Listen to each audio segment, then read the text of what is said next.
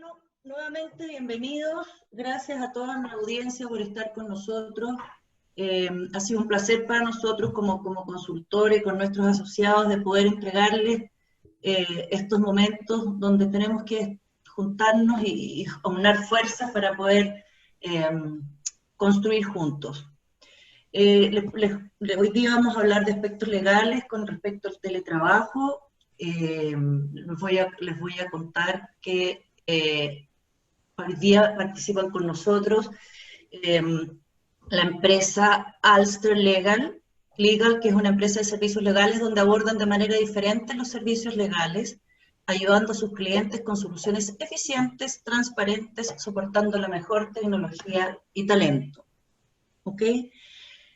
Como todos nuestros webinars, los invitamos a abrir sus cámaras. ¿Puedes pasar la slide, Matías? Sí, vamos a ver.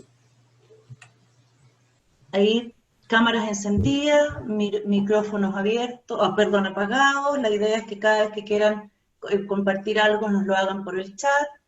Estar presentes. Esto no es un webinar pasivo, acuérdense, los invitamos a participar en distintas actividades. Usar el chat, como les decía, para las preguntas y a disfrutar de este webinar que nos vino a cambiar un poco el esquema legal con los trabajadores. Les voy a presentar, si me pasas les voy a presentar a los abogados que nos van a acompañar hoy día, que son de esta empresa Alster Legal. Ella es Jennifer, abogada advisor de Alster Legal, es egresada de la Universidad de Chile, cursó estudios de posgrado en la misma universidad y sus principales áreas de expertise son el derecho laboral y el derecho de la construcción. Y también nos va a acompañar Matías, también abogado advisor de Alster Legal, que egresó de la Universidad Católica de Chile, y su foco principal está en la industria de capital de riesgo, y él nos hablará sobre el apasionante tratamiento tributario de las asignaciones laborales. Esa fue su presentación, así que se las doy porque me pareció apropiado que contarles del apasionante mundo. Así que muchas gracias por estar, los dejo invitados a seguir este webinar y los dejo con Jennifer en este momento. Muchas gracias. No, gracias a ti, Claudia. Bueno, antes de empezar, brevemente quisiéramos darle las gracias a Kite Group por esta invitación y por el trabajo colaborativo que logramos desarrollar preparando este webinar, que desde ya me interesa resaltar que fue absolutamente en base a teletrabajo. Todos trabajamos desde nuestra casa o desde nuestro estudio, así que creo que es un buen antecedente para partir la charla. Bueno, como objetivos en general y más allá de las inquietudes que tengan ustedes y de a dónde quieran dirigir las preguntas, que me imagino van a ser bastante variadas, nos interesa básicamente revisar este proyecto de manera general, pero con suficiente detalle para que les pueda servir, y entender también que el teletrabajo se puede interpretar desde dos áreas en el fondo. Una, que es la que estamos viendo actualmente, que es un teletrabajo en catástrofe o en crisis, y el otro es el teletrabajo como estaba pensado en la ley, que es bajo condiciones bastante más normales. Y en el fondo, esta diferencia nos va a permitir tratar de ver cuáles son los desafíos que las empresas con teletrabajo ahora tienen para adaptarse a la norma, en primer lugar, y en segundo lugar, para desarrollar el teletrabajo de manera exitosa en el futuro, de manera tal que les sirva para tanto a los trabajadores como a la empresa para desarrollarse de mejor manera. Ahora, desde ya y más allá del tema legal, creo que es importante señalar que cuando se dan estos cambios de dinámica importante, algo que es esencial es la manera como la empresa se comunica y se relaciona con sus trabajadores. Y es muy importante tratar de actuar anticiparse y tratar de actuar desde la buena fe. Ambas partes, porque de esa manera las dificultades que pueden surgir y que ahora sabemos que son varias, se van a resolver de manera muchísimo más fácil. ¿Ya?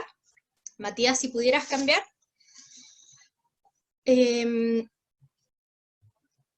Bueno, antes de seguir, les sugiero que vayan tomando nota al lado de las preguntas que les vayan surgiendo. Si por alguna razón algo no lo expliqué bien o hablé muy rápido, que es un defecto que tengo, que hablo muy rápido, lo vayan escribiendo, vayan poniéndolo en las preguntas, vamos a tratar de ir respondiéndolas en la medida en que vayamos viendo los temas.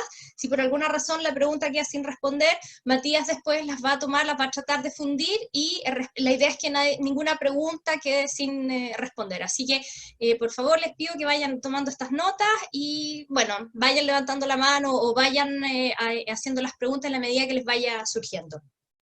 Si Solo pudieras un cambiar. apunte, Jennifer. También ¿Sí? la presentación y el contenido de la presentación también yo creo que lo vamos a enviar después a los correos electrónicos, así que Sí, si es que quedó algún detalle, etcétera, igual van a recibir ese correo. ¿Ok? van a tener esa información, exactamente. Bueno, la ley que vamos a analizar ahora es la ley 21.220, que regula el trabajo a distancia. Ahora, más allá del tema de la crisis específico, esta ley buscó hacerse cargo del impacto que los avances tecnológicos tienen en el trabajo y tratando de ocuparlo como una herramienta de inclusión. Entonces, hay que recordar eso, que el énfasis de la ley es tratar de incluir a aquellas personas que normalmente tienen más dificultad a la hora de integrarse al mercado laboral. Ahora, esta norma que nosotros estamos viendo no es la primera norma que existe respecto al teletrabajo. La verdad es que existía originalmente, hace varios años se dictó un artículo, una parte, un artículo muy escueto que iba en el artículo 22 del Código del Trabajo, que básicamente decía: aquellas personas que trabajan fuera de la empresa, desde su hogar o fuera de la empresa, por medios tecnológicos, no van a estar sujetos a la limitación de jornada. Entonces, como ustedes pueden ver, había una regulación tremendamente precaria, muy limitada, era una especie de germen, que finalmente se vino a completar de manera mucho más íntegra por la legislación actual. Ahora, hay que señalar también que esta ley estaba desde el 2018, durmiendo ahí en el Congreso, pero a propósito de la crisis sanitaria que tenemos, se dictó en tiempo récord. Entonces, hay varios énfasis y varias situaciones que condicionan y que le dan un contexto diferente a esta legislación. Bueno, la ley 21.220 lo que hace esencialmente es agregar un título nuevo al Código del Trabajo, donde se va a regular todo lo que vamos a ver en esta presentación. Y para partir la regulación hay que señalar que no es exclusiva de teletrabajo, sino que es de trabajo a distancia. Y se distingue entre trabajo a distancia y teletrabajo, y la distinción entre uno y otro es si es que el trabajo o los servicios se prestan a través o con asistencia de medios tecnológicos o no. Si es que hay medios tecnológicos, estamos hablando de teletrabajo, y si no, estamos hablando de trabajo a distancia. Es probable que a lo mejor esta primera modalidad a ustedes no les afecte directamente, pero es importante tenerla presente porque uno nunca sabe, y porque esa distinción va a ser importante también cuando veamos otras cosas como jornada, etcétera. Ahora, lo que va a determinar o lo que va a marcar cuando nos encontramos frente a trabajo a distancia o no es que el trabajo no se desarrolle en un lugar que esté bajo el control del empleador. Y en ese sentido, si puedes pasar a la siguiente, por favor.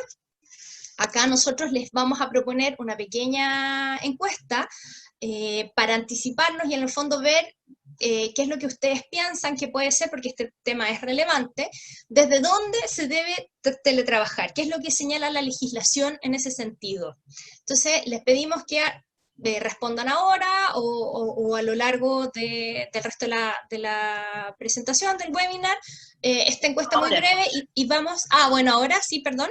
Y la respuesta final la vamos a dar al final, para que haya un momento de sorpresa.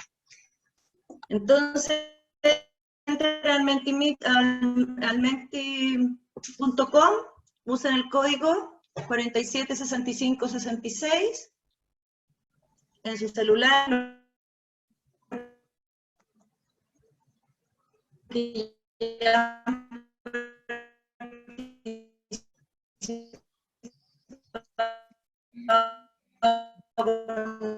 Nosotros anteriormente, menti.com. Vamos a participar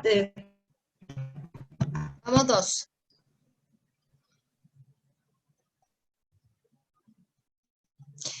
¿Alguien comenta que no se entendió la encuesta o cómo participar? Claudia, No, no, a ti se te cortó un momento. a mí, ya. Sí. Esperando Lari, sus participaciones.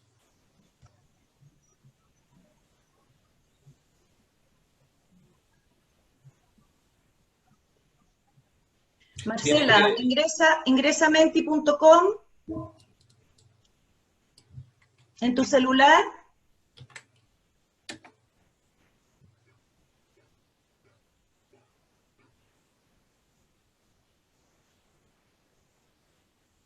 Ingresa en el código 476566.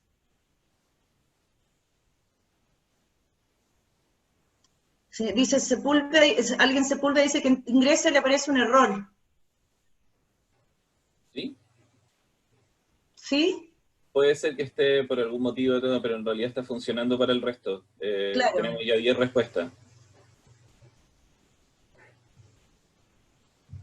Contesta por el chat si no puedes contestar por el Mentimeter.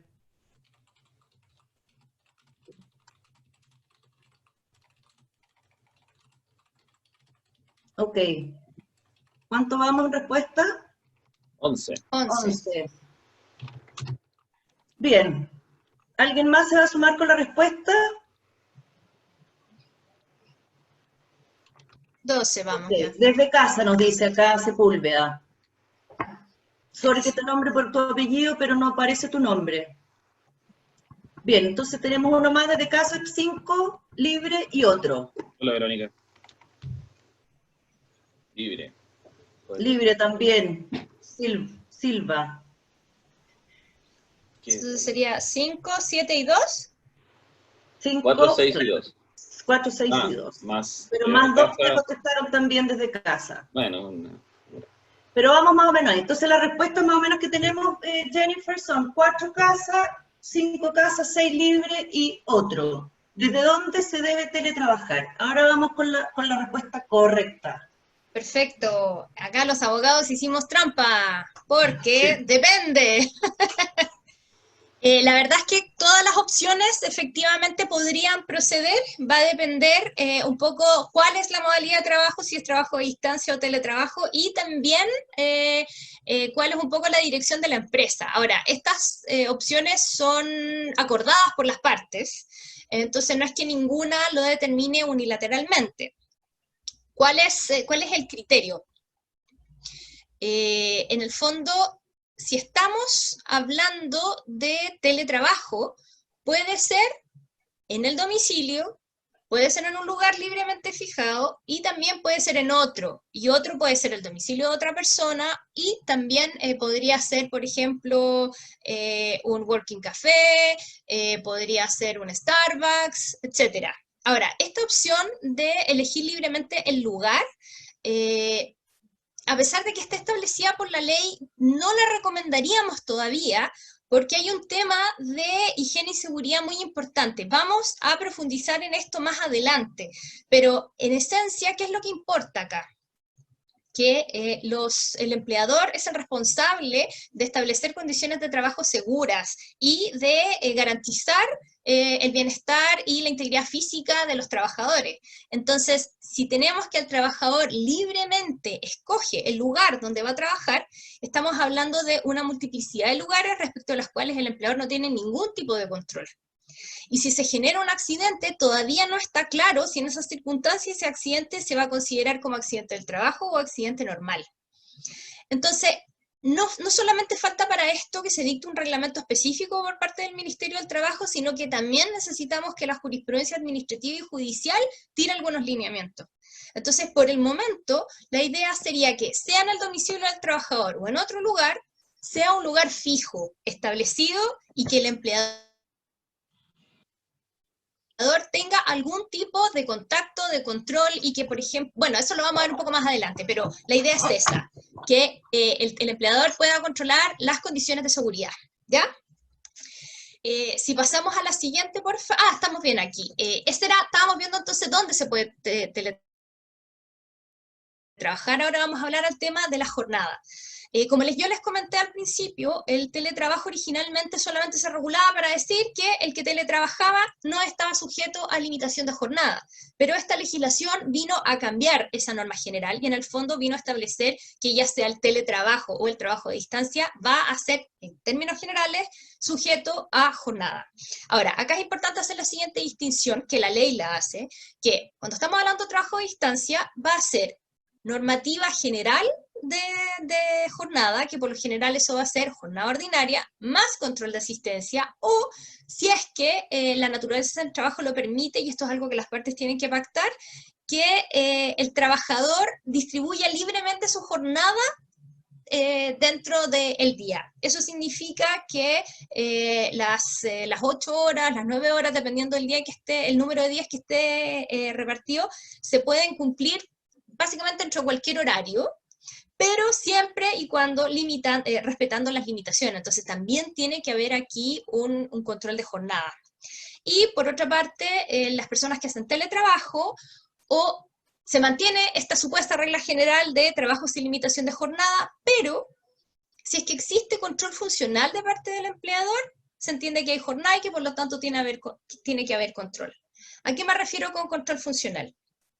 En el fondo, cuando uno está en una oficina con un jefe y con otros compañeros, el jefe va a ser el que va a decir, mira, necesito que hagas esto, esto, esto, otro, necesito que lo hagas bajo dentro de estos parámetros, entrégamelo en tal plazo, revisemos lo que hiciste, y trabajas con otras personas. Bajo esas circunstancias se entiende que el trabajo de esa persona está bajo control del empleador, está bajo control de la empresa. Cuando se dictó la primera norma del teletrabajo, se entendía que no era posible ejercer ese tipo de control porque la tecnología en el fondo no daba en esa época. Pero actualmente, con los avances tecnológicos, ese tipo de control efectivamente se puede hacer.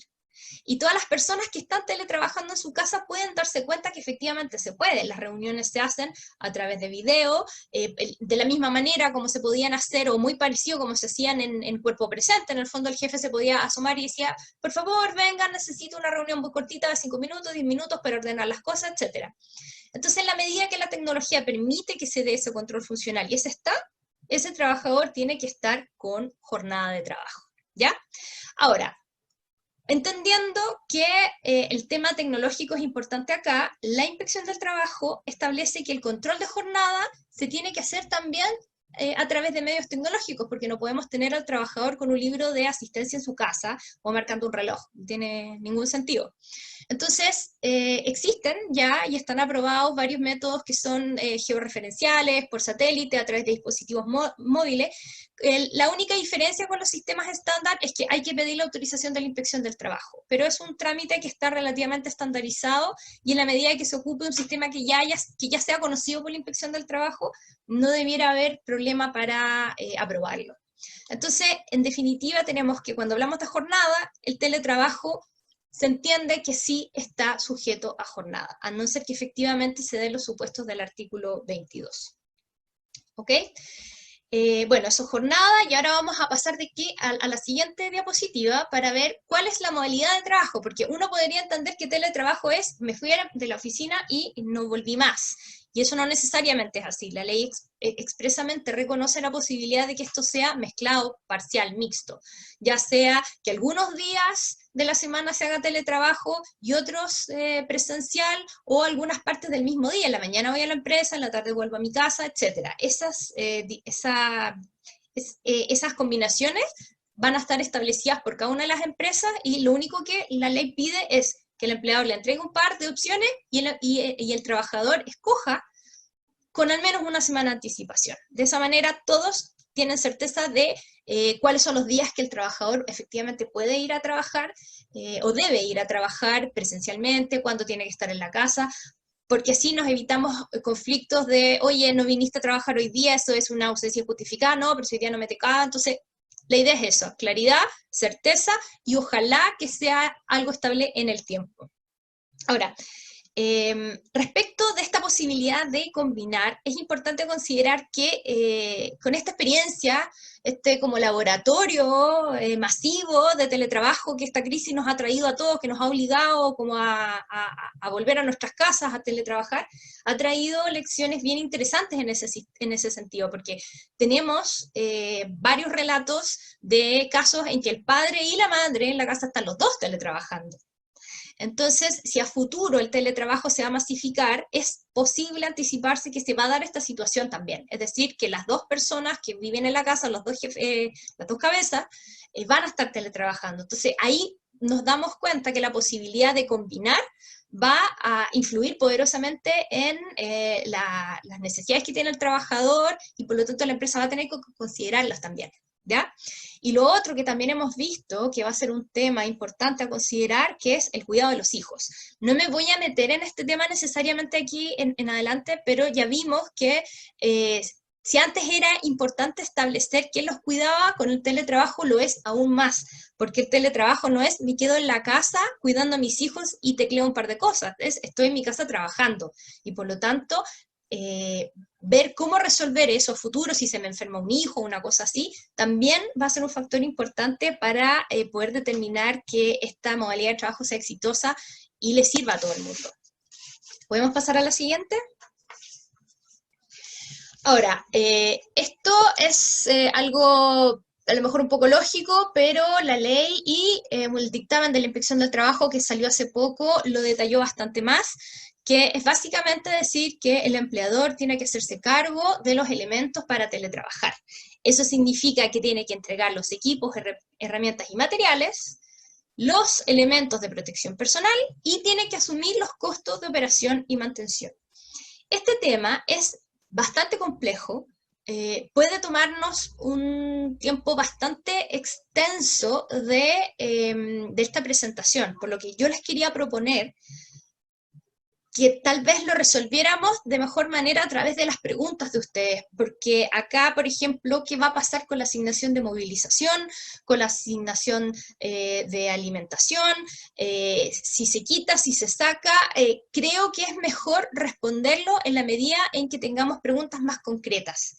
Entonces, si les parece, porque creo que las preguntas las van a tener, lo dejamos para la parte de las preguntas y así me puedo explayar más sin quitarle tanto tiempo a esta presentación y quitarles a ustedes la posibilidad de que hagan preguntas. En todo caso, y si se viera que hay muy pocas preguntas de esto, yo voy a hacer un resumen, un remate sobre este tema, porque como les digo, es largo, es apasionante, como dice Matías, pero es un poco más largo, ¿ya? En todo caso, ¿sí? Perdón, Jennifer, Matías está respondiendo por el chat algunas preguntas que están apareciendo. Perfecto, perfecto. Sí. Pero me interesa poder conversarlo de manera general, porque lamentablemente en este momento no se pueden ofrecer muchas certezas, pero sí podemos ofrecer a lo mejor algunas directrices sobre cómo resolver cuestiones. ¿Ya? Sí, y ya. Eso, nada más que por el chat hagan las preguntas, si es que no las respondemos directo es porque están en la presentación, pero en cualquier caso igual vamos a contactarlos directamente con las preguntas que surjan, así que pregunten nomás por el chat, ¿ya? Abiertamente. Ya. Pasemos entonces a la siguiente, que este tema es especialmente importante, que es, si lo puedes cambiar, es accidentes del trabajo y enfermedades profesionales. Este tema, a nivel internacional, es muy complejo, porque como les adelantaba antes, el empleador en la oficina tiene el control total y absoluto de las condiciones de seguridad de los trabajadores, y debido a ese control total y absoluto es que se da la contrapartida de que si hay un accidente se entiende que el empleador es mayoritariamente responsable, y por lo general va a tener que responder. Pero cuando estamos hablando de teletrabajo, estamos hablando de un trabajo unas funciones que se desarrollan en un lugar que van a estar fuera del control del empleador. Y si estamos hablando de trabajo que se realiza en el domicilio del trabajador, es aún más complejo, porque ahí entramos en una línea muy fina de la privacidad del hogar, la dignidad del trabajador. Entonces el control del empleador se hace más complejo. Y es por eso que se esperaba que la regulación de la ley fuese más detallada. Para mi gusto, la ley ha dicho muy poco al respecto y dejó parte importante de la determinación de cuáles van a ser los criterios a un reglamento que tiene que dictar el Ministerio del Trabajo. La ley establece que tiene 30 días desde la entrada en vigencia para dictarlo, es decir, a fines del 30 de abril, básicamente, les vence el plazo al Ministerio, por lo que en este momento no puedo ofrecerles cuáles van a ser los lineamientos del Ministerio. Sí podemos desarrollar un poco más cuál es el contenido de la ley y lo que brevemente dijo la Inspección del Trabajo, pero desde ya les quiero señalar que este tema, aún con el reglamento, va a tener un proceso de evolución importante, porque acá la última palabra la van a tener los tribunales, y es altamente probable que hayan muchas, se discuta mucho en definitiva si lo que pasa dentro del hogar, cuándo se entiende que es accidente del trabajo y cuándo se entiende que es un accidente común y silvestre, ¿ya? Pero dicho esto, la ley esencialmente, ¿qué es lo que dice? Que una vez establecidas las condiciones de seguridad por el reglamento, se tienen que establecer también dentro de la empresa, es decir, de acuerdo a las funciones de cada trabajador o de cada empresa, cuáles son las condiciones de seguridad. Se tienen que informar los riesgos, es decir, el empleador tiene que decirle al trabajador, tú cuando te vayas a trabajar a tu casa o a algún otro lugar físico, estos son los riesgos a los que te vas a enfrentar, y se tiene que capacitar respecto a esos riesgos y cómo prevenirlos. Ahora, esta capacitación, muchas de las empresas simplemente se lo dejan a los organismos de administración del seguro de la ley 16.744 con la que trabajan, es decir, las mutuales o el ISL. Y de esa manera, en el fondo, se aseguran que, especialmente para las empresas que no tienen departamento de prevención de riesgo o que no tienen el número suficiente de trabajadores como para tener a una persona en full time, es una manera bastante rápida y efectiva de cumplir con estas obligaciones. Ahora, más allá de eso, el empleador también tiene la posibilidad y el deber, en cierto sentido, la ley como que no se atreve a decirlo, de verificar el cumplimiento de estas condiciones en el domicilio o en el lugar donde se esté prestando. Y aquí es donde la cosa se pone compleja, porque si el empleador quiere ir a visitar el domicilio, el trabajador obviamente en cualquier momento puede decir, no quiero que entres a mi casa.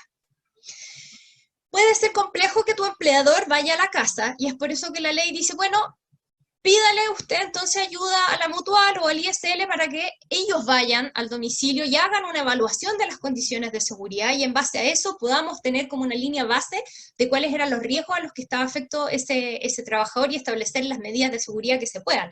Pero a esa visita el trabajador también puede negarse. Y por último, la Inspección del Trabajo, la Dirección del Trabajo, es la encargada de fiscalizar en términos generales esta normativa, pero también el trabajador puede negarle la entrada si es que no quiere que vayan. Entonces, ¿sí? Hay una pregunta en el chat con este tema que dicen que ¿qué pasa con la ergonomía? ¿Cómo más seguro si el trabajador tiene un escritorio y una silla que no le van a generar una enfermedad profesional? Bueno, esta era una de las cosas que yo señalaba que era un poco más largo y complicado antes, porque cuando hablaba que el empleador es el que tiene que entregar los elementos para que se desarrolle el trabajo, estamos hablando por una parte para que trabaje, es decir, el computador, por ejemplo, y también los elementos de protección personal. No está el reglamento todavía que los enumera, pero desde ya se considera, por ejemplo, que la silla tiene que ser ergonométrica. Entonces ahí la empresa va a tener que darle la silla. Una solución intermedia en el tiempo ahora podría ser, bueno, la oficina que tiene, la silla que tiene en la oficina, llévesela para la casa, por ejemplo. Y ya hay empresas que están vendiendo kits para instalar el teletrabajo, que es así como la mesa y la silla ergonométrica, cosas así. Hay que esperar el reglamento que detalle un poco más, porque yo creo que también podría ser un elemento de protección personal, por ejemplo, una lámpara adicional, si es que se entiende que el lugar donde está es muy oscuro, por ejemplo. Eso también va a depender de la evaluación que se pueda hacer de las condiciones de seguridad, pero sí, en el fondo la idea es que los mismos elementos que tú tienes en la empresa se los entregues a tu trabajador bajo el sentido que estén como certificados o autorizados por los organismos competentes. O sea, lo que no puede pasar es que el trabajador esté en su casa con una silla de chopería, por ejemplo, una Jennifer, blanca, ¿sí? ¿Sí? y desde el empleador, ¿cómo me aseguro que eso se cumpla? Bueno, ese es el problema, a eso es a lo que me refiero con que está por verse cómo se va a resolver este tema, porque mira, estas son puras respuestas parciales. Lo que yo estaba pensando es que en el fondo, primero tratar de conseguir que el establecimiento del teletrabajo, más allá de esta crisis donde se hizo por necesidad, sea algo que a las dos partes le interese. Es decir, que al trabajador le interese irse a su casa a trabajar porque le conviene, porque me ahorro el traslado en la mañana y en la tarde, porque puedo recibir a mis hijos, porque millones de razones, porque puede ser más cómodo. Pero que a cambio de eso, el trabajador al momento de celebrar el pacto para el cual se va a teletrabajar, establezca como una obligación, por ejemplo, al permitir que el empleador el empleador o el organismo competente vaya a su casa a revisar. Ahora, esta obligación también tiene que ser acotada para que sea razonable, en el fondo, decir, 1 o 2 visitas a la casa para evaluar las condiciones y 2, para poder especificar que evaluadas las condiciones, yo dejé el lugar adecuado. Por ejemplo, voy a la casa del trabajador, me doy cuenta que no tiene una silla adecuada, no tiene una mesa lo suficientemente grande, por ejemplo, y es oscuro. Entonces, ¿cuáles van a ser mis medidas? Voy a entregar una silla ergonométrica, voy a entregar una lámpara y el computador. Y, por ejemplo, también estas almohadillas que sirven para la muñeca. Y también permitir que se saque una foto, por ejemplo, solamente del lugar de trabajo, no sacarle una foto al resto de la casa del trabajador. Y también establecer que se podrá repetir esa visita una vez cada 6 meses. O sea, de manera que el trabajador sepa anticipadamente cuándo podría esperar la visita del empleador, que esa visita se coordine con él, cuándo podemos ir, que sea obviamente en día de semana, de lunes a viernes, la mañana, en horario de trabajo, y que sea lo mínimamente disruptiva. Estas son recomendaciones que nosotros estamos dando de manera preventiva. Como ya les señalara, no existe certeza de cómo se va a hacer, pero sí creo que es importante dejar estas especificaciones porque en la medida que se haga, si el trabajador se niega injustificadamente a que el empleador evalúe o a que verifique que las condiciones están adecuadas y después sufre un accidente que alega que es accidente del trabajo, el empleador va a tener algún tipo de respuesta frente a un juez diciendo, yo me preocupé, yo quise ir a visitar, yo le quería entregar los elementos y él no me dejó ir. O tal vez no dejó que fuera la gente de los organismos administradores del seguro. Ahora, esa puede ser en teoría una muy buena respuesta, no voy yo, pero va la gente de la mutual. Pero yo personalmente, y espero equivocarme, creo que va a ser difícil de implementar porque estamos hablando de millones de visitas que van a tener que hacer estos organismos. Porque cuando una empresa solicita una evaluación de puestos de trabajo, una persona va y revisa al tiro 10 puestos, 15, no sé, los que hayan. Se demorará una mañana, pero en una mañana puede despejar un piso completo. Cuando estamos hablando de teletrabajo, son 10, 15 domicilios distintos. Entonces, es posible que que colapsen un poco estos organismos y estas visitas. Entonces, está por verse, la verdad es que está por verse, pero mientras tanto, pienso que esas son sugerencias razonables para cubrir un poco la respuesta del empleador. ¿Hay alguna otra pregunta sobre esto? No, avancemos a la próxima lámina. Ya. Bueno, ustedes, me imagino que varios de ustedes trabajan en materia de recursos humanos o ven esto más cercanamente, saben que el derecho laboral implica mucho papeleo y con el teletrabajo no es la excepción. Pero en este caso está bastante más acotado. ¿En qué sentido?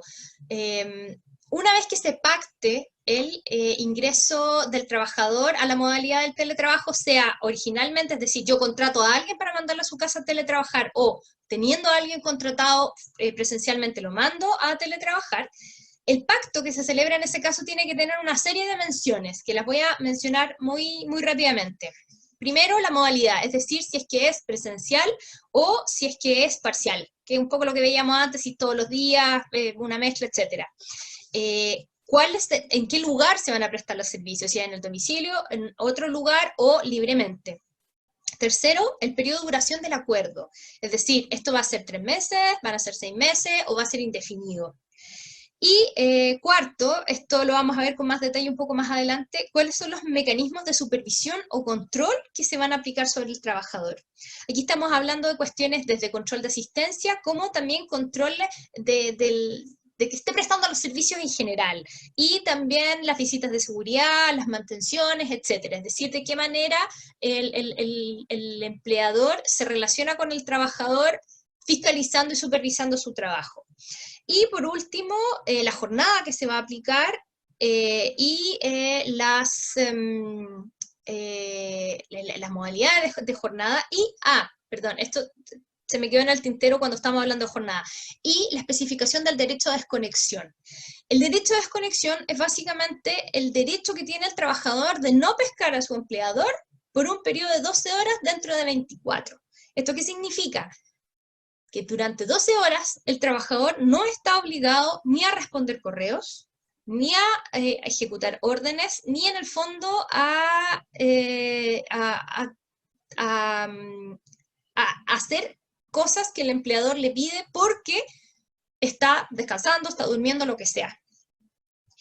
Este derecho de desconexión lo tienen todos los trabajadores que están trabajando a distancia, sea trabajadores a distancia propiamente tales o personas con teletrabajo. Incluso aquellos que están teletrabajando bajo la norma del artículo 22, es decir, con exención de limitación de jornada, ¿ya? Entonces es una norma completamente nueva para el derecho nacional, en el sentido de que se garantiza que durante 12 horas el trabajador no tendrá que responder al empleador. Ahora, enseguida, bueno, esas son las menciones que tiene que tener el contrato o el anexo de contrato. Después está, una vez que se firma cualquiera de estos acuerdos, se tiene que informar a la dirección del trabajo. Y existe un plazo específico de 15 días desde la celebración para informarlo. Ahora, esto se hace vía web, es un trámite relativamente rápido y, bueno, todas las personas que trabajan en recursos humanos ya debieran estar bastante familiarizadas con ese tipo de gestiones. Y por último, a la entrada de un trabajador con teletrabajo a la empresa, se le debe comentar cuáles son los sindicatos que están en la empresa, y en caso de constituirse uno posteriormente, se le tiene que informar también, oye, se acaba de crear este nuevo sindicato, dentro de un plazo de 10 días. ¿Qué es lo que se busca con esto? En el fondo es mantener vinculado al trabajador, no solamente a la empresa, sino que también al resto de sus trabajadores, o sea, al resto de los trabajadores, y asegurar que puede ejercer sus derechos colectivos de manera adecuada, es decir, que no esté tan desconectado de lo que pasa que ni siquiera sepa cuál es un dirigente sindical que eventualmente podría ayudarlo en caso de tener algún conflicto con el empleador. ¿Ya? Y bueno, más adelante vienen un par de sugerencias que hacemos nosotros que no están establecidas en la ley, que es una vez que esté estandarizado y que ya la empresa se sienta cómoda con el tema del teletrabajo, incluir la normativa específica de cómo va a aplicar esa modalidad en el reglamento interno. Y también llevar siempre un detallado registro de todo lo que se entregue, es decir, el computador, la mesa, la lámpara, la impresora, el papel, lo que sea, siempre tiene que quedar registrado de manera tal que ambas partes, en el fondo, queden resguardadas qué fue lo que se entregó. O sea, yo como empleador no puedo decir si yo al trabajador lo dejé equipado y su puesto de trabajo estaba seguro, si ni siquiera tengo algún tipo de documento que acredite que le entregué los elementos de protección. Entonces, este tipo de registros es muy, muy importante. Si pudiéramos pasar. Bueno, a grosso modo, eso es como el cuerpo de la normativa. Hay otras normas de importancia que es también, a propósito del tema del sindicato, de cómo me aseguro que el trabajador tenga una vinculación con la empresa y con los demás trabajadores. Se establece expresamente en la ley que el acceso a las instalaciones de la empresa tiene que estar garantizado, es decir, yo nunca le puedo decir a un trabajador, no vengas. y el acceso a las actividades colectivas, o sea, por ejemplo, bueno, la fiesta de fin de año, cosas así, o no sé, si se celebra el cumpleaños de alguien del equipo específico y se celebra en la empresa, que el trabajador pueda ir, no sé, por el almuerzo, una cosa así. La idea es que exista una vinculación mínima y que él sepa cuáles son sus, o sea, que tenga relaciones con el resto de los trabajadores de la empresa. Ahora, esto es muy importante. Se estableció como algo esencial en la ley, y la Inspección del Trabajo lo nombra de manera muy específica, es que la modalidad de teletrabajo no puede bajo ninguna circunstancia implicar algún tipo de menoscabo para los derechos individuales o colectivos del trabajador, y especialmente la remuneración. Y a propósito de los métodos de control del empleador, acá es donde el tema se pone muy sensible, porque por la tecnología y el uso de las cámaras, teóricamente, ni tan teóricamente, en la práctica es posible, el empleador puede tener al trabajador así apuntado y grabándolo todo el día. Y ese tipo de medidas de control son inaceptables y no se pueden tener nunca. Es decir, podemos ocupar la cámara para tener las reuniones. Yo puedo exigirle a mi trabajador tal vez que si tenemos una reunión, yo lo pueda ver. Es decir, si nos vamos a juntar, te quiero con micrófono y con cámara, porque así es la reunión, nos vemos todo, pero no lo puedo tener todo el día con la cámara encendida, porque en el fondo estamos hablando de métodos de control permanentes y limitados que son en contra de la dignidad y la privacidad de las personas. Entonces, a la hora de establecer cualquier tipo de regulación o limitación a los derechos de los trabajadores, hay que tener muy presente que con la tecnología fácilmente podemos pasarnos al otro lado y tratar de hacer siempre, por último en la duda, irnos hacia atrás.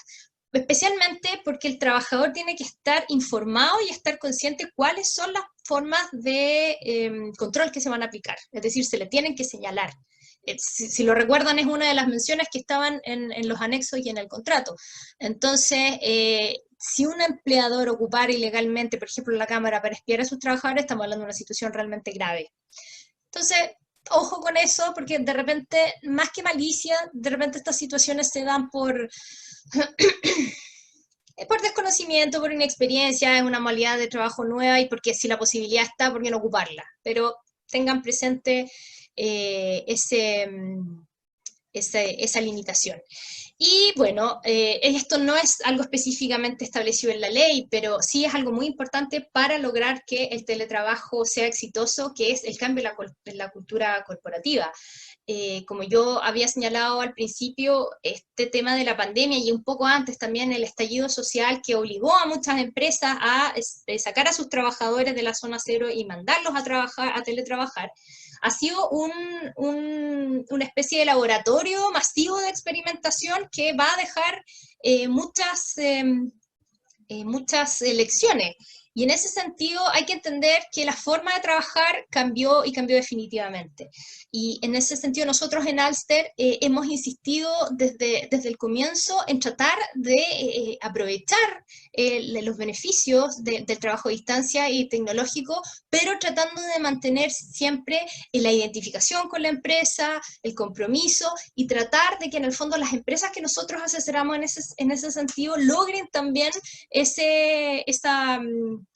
cohesión con sus trabajadores. Lo que yo les puedo comentar y lo que les decía un poco al principio, que esta preparación de este webinar lo hicimos absolutamente por teletrabajo. De hecho, Matías y yo no nos conocemos personalmente, pero hemos logrado un ritmo de trabajo adecuado, bastante eficiente, me gustaría pensar, ustedes van a ser los jueces de eso, pero a eso apunta esto, más allá de si la ley se puede aplicar o no, siempre tienen que considerar que la cultura de trabajo va a cambiar, queramos o no, y es muy importante para eso mantenernos en contacto con los trabajadores, tratar siempre de subirlos al barco y cambiar las dinámicas internas y de funcionamiento, porque si no, o sea, siento que la pandemia como que adelantó el futuro, de cierta manera. Entonces, el momento de adaptarse es ahora, y vamos a ver cuál es el plazo específico que tenemos para poder adaptarnos. Así que, más allá, insisto, de la ley, está lo que ustedes puedan hacer con su empresa, que ustedes conocen mejor a sus trabajadores, para facilitar este cambio. Si podemos pasar a la siguiente. Ahora, ¿cómo opera el teletrabajo en los tiempos del COVID-19? Obviamente que las empresas que tuvieron que sacar de manera rápida, informal y por necesidad a sus trabajadores fuera de las empresas y a sus casas, en este momento no se encuentran en condiciones de cumplir de golpe y porrazo con toda la normativa que nosotros acabamos de revisar. Entonces, en este momento, claro, es súper difícil que alguien que esté teletrabajando lo esté haciendo como debiera hacerse en la ley. Sin embargo, la ley se hace un poco cargo de eso y estableció un plazo de 3 meses desde la entrada en vigencia de la ley, que es el 1 de abril, para ajustarse. Entonces, en eso no solamente hay que pensar en sacar el anexo de contrato y a lo mejor comprarle la silla o qué sé yo, sino también analizar bien cuáles han sido los elementos positivos y los negativos de esta experiencia para tratar de establecer esto futuro de una manera que le sirva a la empresa en base a sus características particulares y a los trabajadores también. Porque en la medida en que uno tenga un trabajador convencido y satisfecho de esta modalidad de trabajo, lo más probable es que los aspectos positivos del teletrabajo brillen y destaquen mucho más que los negativos, que obviamente que los hay. Y que muchas personas en este momento lo deben estar sufriendo. Yo he conversado con varias personas y hay personas que lo odian, así, yo quiero formar un partido para irme en contra del teletrabajo, y hay otras personas que lo aman. Entonces, la idea es que en estos 3 meses nos preocupemos de ver bien qué es lo que necesita la empresa, qué necesitan los trabajadores y cómo podemos llegar de mejor manera a esa conclusión. Si podemos avanzar a la otra, porfa. Bueno, recomendaciones finales, más allá de las preguntas que ustedes tengan y que podemos pasar a responder ahora, voy a ofrecer algunas que he pensado, otras que nos han consultado, cuestiones que he experimentado yo o personas que yo conozco. Bueno, lo más básico, si pasas a la siguiente, por favor. ¿Debería firmarse un anexo de teletrabajo? Absolutamente. Y si tienen la posibilidad de hacerlo ahora respecto a la gente que está teletrabajando, háganlo. La idea del papeleo en el derecho laboral es también una especie de reserva y de defensa de la empresa, porque ahí se pueden establecer con claridad cuáles son las circunstancias, las condiciones y el acuerdo del trabajador. Entonces, nada peor que tener una situación que no está regulada, que no está registrada, que no consta en ninguna parte, porque si eso llegase en frente de un inspector o de un juez, el empleado, o sea, el trabajador básicamente lo que diga el trabajador en esa situación de conflicto se va a considerar por sobre lo que diga el empleador. Ahora, yo entiendo también que esta recomendación viene con las dificultades prácticas que existen en este momento de, bueno, ¿cómo hago de juntarme con mi trabajador que está en una comuna con cuarentena o qué sé yo? Creo que la ley, con el plazo de 3 meses que dio, asume que, bueno, no todo va a estar regulado, no todo va a estar perfecto, pero sí insistiría que se deje registro de alguna manera. Si es que no se puede firmar, ¿sí? En el chat hay una pregunta vinculada a este tema, que es que si tenemos 3 meses para regularizar, ¿es desde cuándo? O sea, en el fondo, desde que se declaró la pandemia, desde que inicia el contrato, desde que entró en vigencia la ley. Si puedes aclarar eso. O sea, la ley específicamente dice 3 meses desde que entró en vigencia la ley, que fue el 1 de abril, ¿ya? Pero en el fondo, el tiempo anterior, y recordemos, como decía antes, que hay empresas teletrabajando antes de la crisis sanitaria, están teletrabajando desde el estallido social. Entonces, ideal hubiese sido que también durante ese tiempo se hubiese como regularizado de alguna manera, pero oficialmente los 3 meses son desde el 1 de abril y terminan abril, mayo, junio, el 30-31 de junio, ¿ya?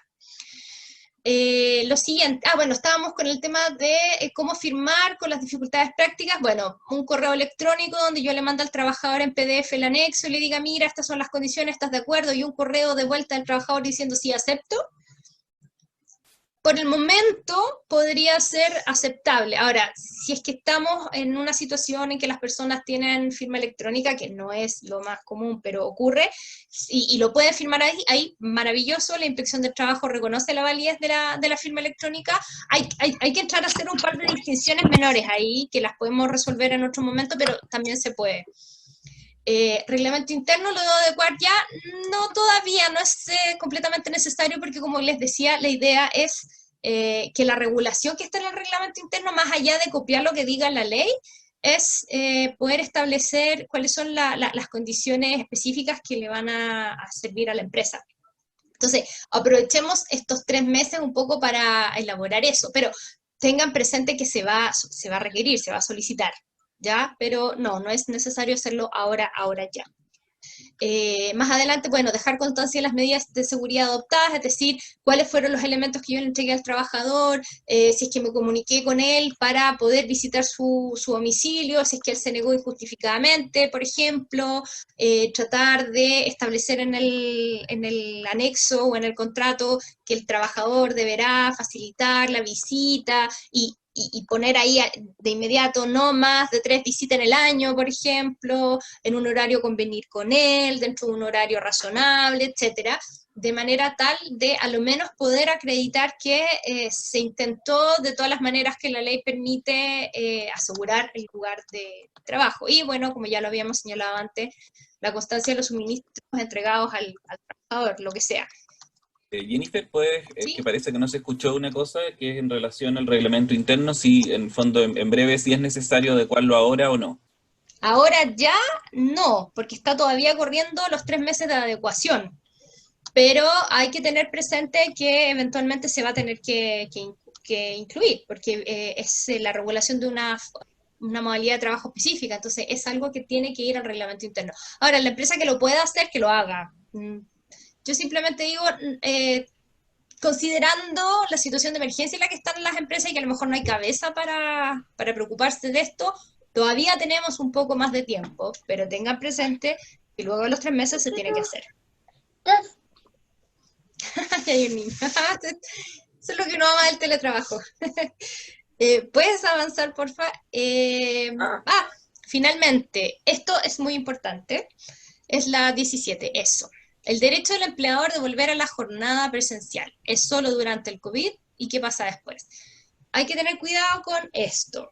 Efectivamente, la ley establece que para aquellos contratos que partieron como presenciales y mutaron a teletrabajo, sea por la crisis o por la razón que sea, existiría el derecho de ambas partes, unilateralmente y en cualquier momento, de revertir, es decir, de hacer que el trabajador vuelva o el trabajador pedir volver, y solamente se pide como requisito que haya un aviso de 30 días. Eso es lo que dice la ley.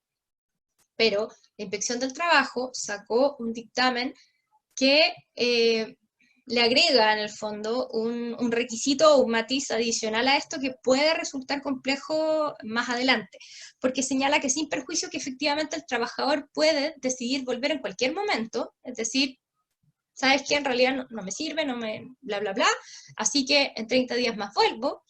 El empleador no tendría esa misma libertad, ya que si la solicitud de retorno implica algún tipo de menoscabo para el trabajador, no aplicaría esta norma.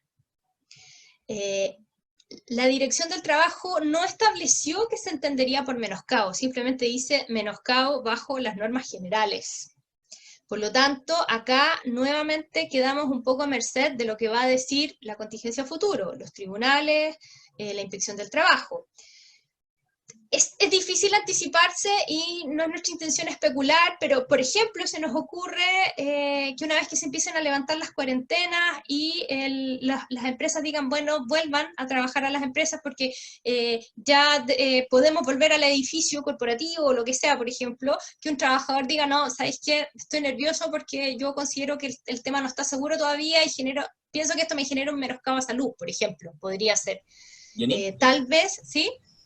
Nos queda poco tiempo y hay 2 preguntas que como para ir cerrando. Sí, no, bueno, esta era la última, pero la idea es esa. ¿Cuáles son las preguntas? Mira, hay dos preguntas de Josh Pimentel, gracias por tus preguntas, que, a ver, en el fondo son dos preguntas. Uno, en el caso de teletrabajo de carácter de jornada laboral de completo, o sea, en el fondo estamos diciendo de jornada laboral ordinaria, en ¿Ya? caso de desvinculación, las herramientas y elementos deben ser entregados en su totalidad y si es así, debe el empleador hacer el retiro. ¿Y qué pasa si es que el empleador se rehúsa a devolver las cosas? Si el trabajador. Claro, si el trabajador se rehúsa a devolver las cosas. Perdón, no entendí la pregunta, ¿me la podrías repetir? Sí. ¿Qué pasa si es que el trabajador se rehúsa a devolver los elementos que se le entregaron para teletrabajar? ¿Qué herramientas tiene el empleador? Bueno, ahí es importante el tema del registro. Yo al trabajador le pasé el computador, la mesa, la lámpara, etcétera. Hay que entrar a distinguir, yo creo. No sé si valdrá la pena pelear por una lámpara, por ejemplo, o por una mesa que relativamente rápido, en el fondo se deprecia, puede ser más leseo, etcétera. Pero un computador, por ejemplo, es otra cosa. Efectivamente, el computador es una herramienta de trabajo importante y a lo mejor yo la necesito para otro trabajador, por ejemplo, si lo estoy despidiendo. En ese sentido, mira, si se niega a devolverlos, creo que habría que dejar registro de que se le está solicitando, acompañando el anexo, oye, mira, nosotros tal día te entregamos tal computador bajo tales condiciones, necesito que lo traigas de vuelta por cualquier razón. Y, bueno, eventualmente esto podría escalar algún tipo de denuncia por hurto, pero creo que esa sería una situación bien, bien extrema. A lo mejor la situación es un poco de laboratorio, pero no puedo ir a la casa del trabajador, entrar y llevármelo. Claro, o Eso sea, en bajo resumen, ningún punto. Jenny, o sea, nada más que en resumen, para cerrar esta pregunta, disculpa, o sea, no, el empleador no puede ir a la casa del trabajador a hacerse de las cosas. Exactamente. Eso es delito, está Claro. regulado como delito. Y la verdad No, es que sería si un te delito pasa grave. eso, o sea, si te pasa esa situación en que una persona no quiere devolver las cosas, la verdad es que llama a tu abogado. No hay soluciones como No, con no. el procedimiento. Me ha pasado, me pasó de hecho en una empresa el año antepasado que una persona no quería devolver el computador y bueno, lo llamamos, le mandamos correos con distintos tipos de tonos, abordamos la situación desde distintas maneras, pero la verdad es que la ley no ofrece una solución o un camino único. No, o sea, no está explicitado, pero eventualmente podría llegar a escalar a Sí, un hurto, una apropiación indebida. Alguna cosa así inventa tu abogado, pero Claro. pero con cautela. Chicos, hay otra pregunta acá, perdona Matías, Sí. que ya la pasamos, que es de María La Torre, que dice, por favor, antes de iniciar, retomemos el tema de qué sucede con la movilización, si se puede descontar o no, y así como la asignación de alimentos. Ya, efectivamente este tema era algo que estaba como en la duda, porque bueno, si yo mando a mi trabajador a su casa, no tiene sentido que le pague la movilización y no tiene sentido que le pague la alimentación, si en el fondo va a estar en su casa. Y también vimos los problemas que salían a la gente que mandamos, que en el fondo decían, no me puedes quitar esa asignación, porque muchas veces está mensualizada, es decir, es un monto fijo que no se paga por día y que en definitiva entra al presupuesto del trabajador. Entonces quitárselo se lee desde ese punto de vista como una disminución del sueldo. Entonces, la verdad es que de nuevo la inspección del trabajo no es todo lo clara que a uno le gustaría que fuera en estas circunstancias, pero sí señala que al menos la alimentación estaría dentro de las asignaciones respecto de las cuales el empleador puede acordar con su trabajador el pago de una asignación, así es como lo dice expresamente. ¿Ya? Entonces con eso se entiende que la alimentación debería mantenerse porque aun cuando él está en su casa, está comiendo o almorzando dentro del contexto de una relación laboral. Y yo he escuchado a otros abogados que se refieren al mismo tema con un criterio similar. Entonces, lo más probable es que la alimentación no se pueda cortar, por mucho que nosotros sepamos que a lo mejor esa asignación el trabajador la hace rendir para alimentar, no la dedica únicamente para alimentarse él, sino que entra al presupuesto de su familia, el supermercado de su familia. Ahora, con la movilización es un poco más complejo porque se señala dentro de los costos operacionales que tiene que asumir el empleador, está el trasladar al trabajador cuando hay la fiesta de fin de año, lo tiene que ir a buscar y lo tiene que ir a dejar. Y también cuando se dan estas jornadas mixtas, es decir, que yo tengo ciertos días que estoy trabajando presencialmente y otros en mi casa, la movilización en ese caso sí la tiene que poner el empleador. Ahora, con eso queda la sensación de que entonces sí podría disminuirla y solamente pagar aquella movilización que corresponde a los días en que el trabajador va a estar yendo. Pero eso solamente ocurre en la medida en que esa asignación no esté mensualizada. Es decir, que no se pague un monto fijo mensual. Entonces, respuesta así práctica, veo difícil poder limitar esas asignaciones. Tal vez habría que considerar si es que vale la pena, yo entiendo, porque también he recibido preguntas de este tipo, que en estos momentos el limitar esas asignaciones a todo el personal, por ejemplo, significa un ahorro importante, y yo sé que hay empresas que con eso han logrado pagar sueldo de algunos trabajadores un par de meses más, es verdad. Pero en situaciones normales, que es a lo que apunta más bien la ley, yo lo vería difícil poder eliminarla. Y es por eso también que en principio yo no sugeriría pactar con el trabajador asignaciones mensualizadas, por ejemplo, de internet o de electricidad, decir ya todos los meses te voy a pasar tanta plata, porque después eliminar o quitar esas asignaciones, si es que se volviera al trabajo presencial, es complejo. Más que nada lo digo para que la empresa tenga conciencia de cuáles son los costos que va a tener que asumir y qué tanto le va a funcionar esto con sus trabajadores. Porque también es un trabajo y es una carga tener que estar pagando las asignaciones contra el rendimiento de boletas o por día trabajado. Eso también es una carga. Entonces, cada empresa va a tener que determinar qué es lo que le sale más fácil y más económico al final. Si de repente pagar esta mensualidad, olvidarse y considerarla como parte del sueldo y no sacarla más adelante, o en una primera etapa tratar de hacerlo así, más que nada para poder saber cuánto le va a costar la implementación de esto y si, bueno, vale la pena en términos generales. Bien, ¿alguna otra pregunta, algún otro comentario? Ya estamos terminando, ya nos pasamos. En realidad, en honor al tiempo y a los que tengan que conectar para ir a otro call o webinar, o en fin, de las siguientes actividades, quiero agradecerles profundamente a Jennifer y Matías por esta colaboración con nosotros, nuestra empresa consultora de recursos humanos, donde nosotros estamos poniendo los equipos a volar en otros temas que tienen que ver con el desarrollo de las personas dentro de las organizaciones, pero para nosotros es muy interesante haber contado con su apoyo y con su participación en estos webinars, así que muchísimas gracias por haber participado. Matías, como les digo, Jennifer, ¿alguna despedida que quieran hacer? Dos cosas, dame un segundo que déjame volver al chat. Regresar a la reunión, chat, acá, chat. Una recomendación, simplemente, toda esta información la hemos consolidado en una base, en un centro de ayuda, en una base de conocimientos, que ahí puse el link en el chat. También le vamos a mandar, y ahí de hecho esta presentación ya está con las preguntas específicas, como con las preguntas y respuestas más frecuentes, ya está incluido ahí, en la base de conocimiento, ¿ya? Así que por favor usen esa base de conocimiento, métanse, no solamente tiene temas respecto de teletrabajo, sino también otros aspectos laborales, otros aspectos tributarios, aspectos relativos a fuerza mayor, y también aspectos relativos a la temida insolvencia, quiebra, así que en realidad hemos abordado los temas más relevantes para solucionar esta crisis, y la verdad es que siempre de un espíritu de, en este momento nosotros, el enfoque que tenemos es mucho más de pull que de push, o sea, en el fondo la verdad es que como que queremos, en la relación que generemos con los clientes, sabemos que tenemos un rol donde tenemos que estar arrastrando mucho más que recibiendo, y nos estamos tomando eso súper en serio, así que en verdad, si necesitan cualquier cosa, cualquier pregunta, este centro de ayuda tiene un chatbot, de verdad pregúntenos y estamos felices de ayudarlos en este momento, porque ese es en realidad el espíritu que nos está moviendo. Bien, muchísimas gracias nuevamente a todos los participantes y nos vemos el miércoles en Cómo ser padres y madres en el teletrabajo, que también ha sido muy complejo. Un abrazo para todos y muchas gracias por venir.